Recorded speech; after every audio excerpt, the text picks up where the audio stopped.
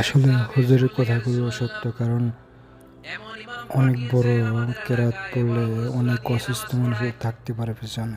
এই জন্য তাদের জন্য অনেক কষ্টকর হয়ে যাবে, কারণ ইসলামটা সহজ করে দিতে হবে। যারা ইসলামের মধ্যে নেই তারা মনে করে ইসলামটা কোথায় না কঠিন, তাদের জন্য ইসলামটা সহজ করে আমরা দিতে পারি। ইসলামটা সহজ করে দিলে তারা অনেকেই ইসলামের প্রতি আকর্ষিত হবে।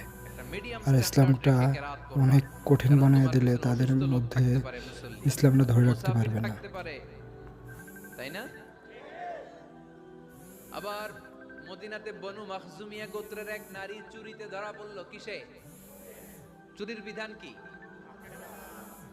السارق والسارقة فاقطعوا أيديهما